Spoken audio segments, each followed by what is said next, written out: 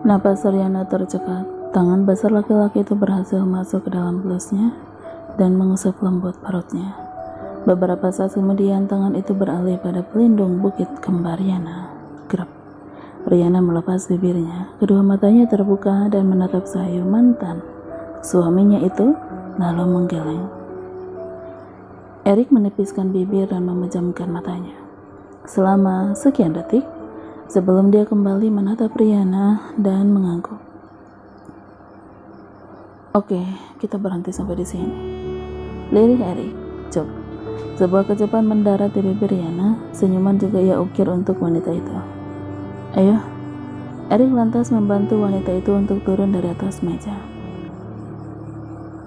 Ana, sampai kapanpun, hanya kau yang boleh dan layak menjadi Nyonya Jenkins, bukan orang lain, ucap Erik. Tapi telunjuk Erik menghentikan mulut Riana yang hendak berucap. Mata cinta Erik tertuju pada mata indah ibunda Evan itu. Ana, bagimu mungkin sekarang tidak, tapi bagiku, kau akan selalu menjadi cintaku, karena aku dan Sian Lee bertunangan hanya karena ibu. Ibu mengancamku dengan The Royal. Aku tidak. Kau lebih mementingkan kekayaan daripada cinta? Tukas Riana sambil mendorong tubuh mantan suaminya itu agar menjauh dari tubuhnya. Riana, tidak, bukan begitu. Dengarkan dulu, pinta Erik. Mata cintanya berubah memelas. The Royal adalah perusahaan yang dipercayakan kakek kepada aku. Aku tidak mungkin membiarkan perusahaan itu jatuh ke tangan yang salah. Aku mohon, mengertilah. Riana menggigit bibir bawahnya. Dia balik menatap Erik, mencari kebohongan di netra hijau itu yang nyatanya tidak ia dapati. Ana, setelah gala, aku akan mengumumkan pembatalan pertunangan dengan Sian Lee. Kamu mau kan menunggu sampai saat itu? Riana tercengang. Dia kemudian menggeleng dengan cepat dan mendorong lagi tubuh Erik. Namun kali ini dia mendorongnya dengan mata berlinang.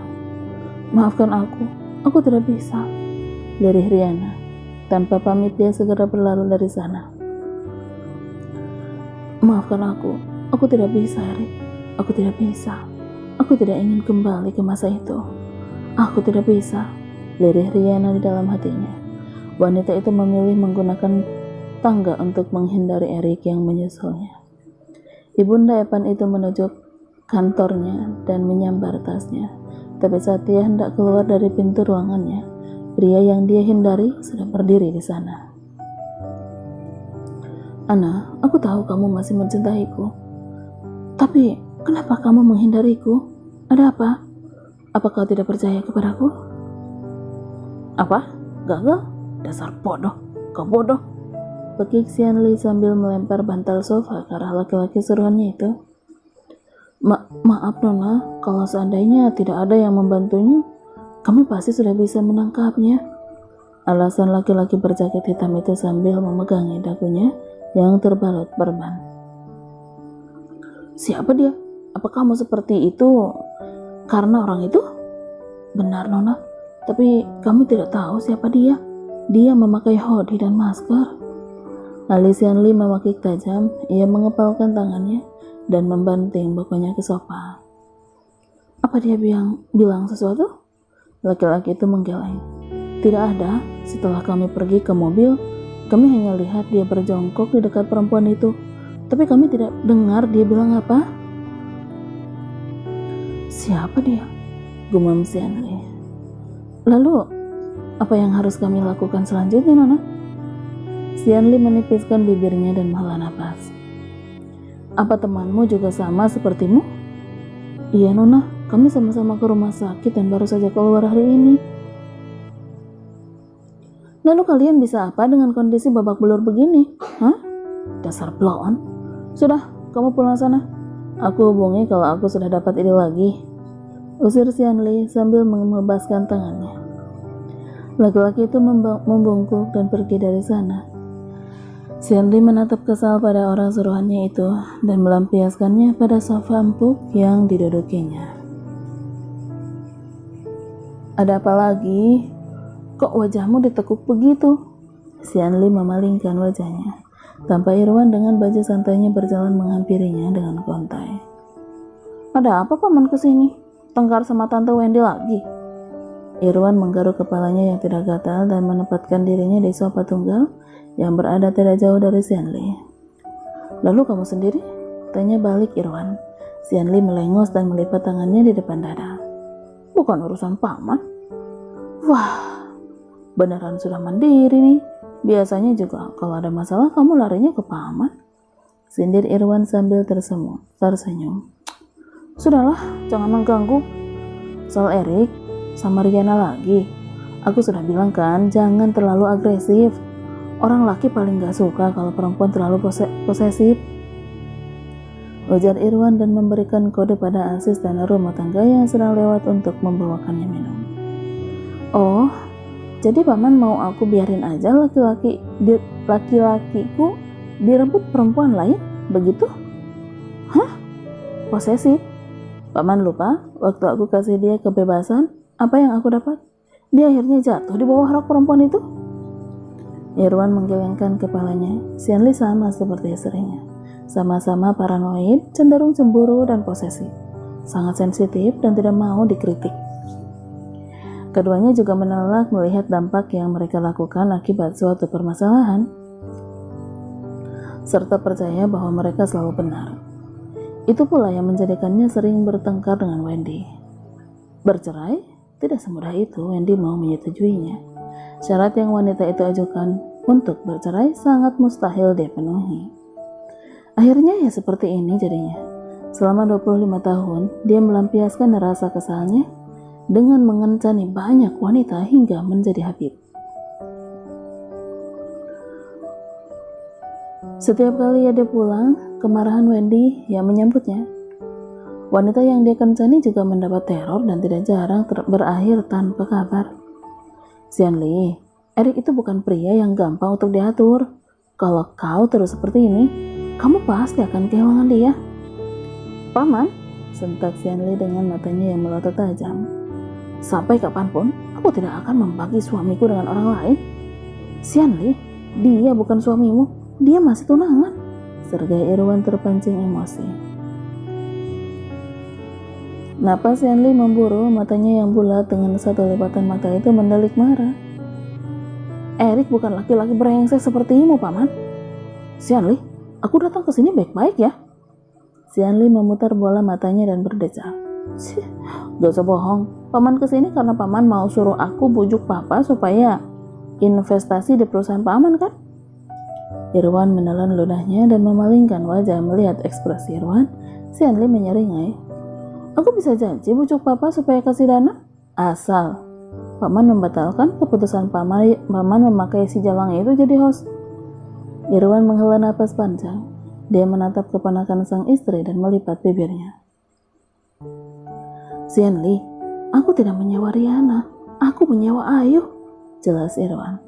Sama saja mereka berdua satu komplotan. Sudahlah, aku pergi dulu. Kamu bikin aku tambah stres aja. Kesal Irwan sambil berjalan. Jika paman berani memperkerjakannya, aku akan memberitahu ayah untuk menarik investasinya, ancam Xianli. Irwan berhenti berjalan. Dia memutar tubuhnya dan melihat Xianli yang menatapnya dengan senyum seringai. Terserah kamu saja. Xianli melebarkan matanya. Dia tercengang dengan jawaban pamannya itu. Sial, apa si brengsek itu beneran mau pakai Ayu?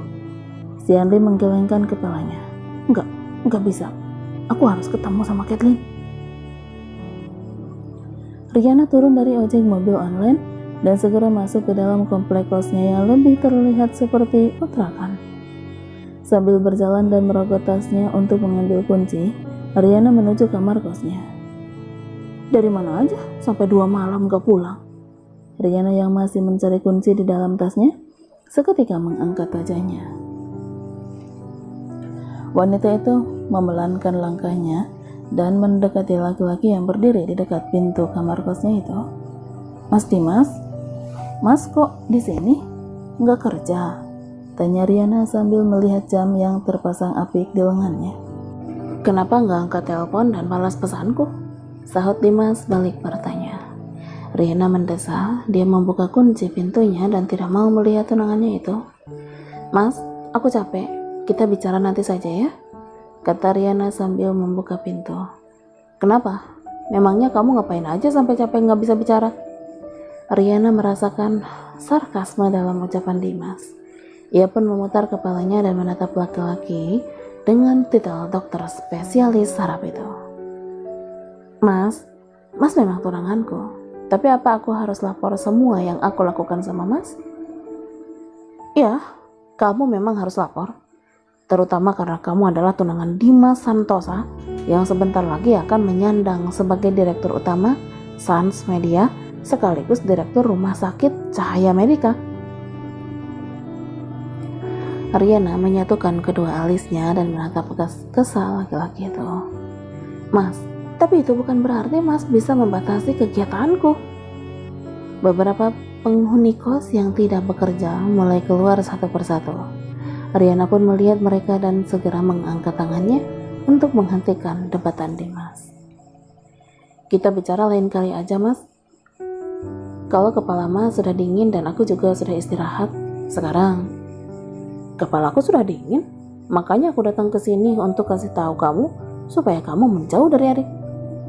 Mas, serga Riana. Dia membuka mulutnya yang ingin melawan, tapi kembali lagi, ujung matanya dapat melihat beberapa orang mulai melihat ke arah mereka. Oke, kita bicara baik-baik di dalam. Riana membuka lebar pintu kamar kosnya dan mempersilahkan tunangannya itu masuk. Kenapa? Sekarang kamu punya malu?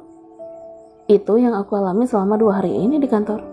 Kalau bukan karena papa, beritamu itu akan muncul terus di media. Apa kau tahu itu?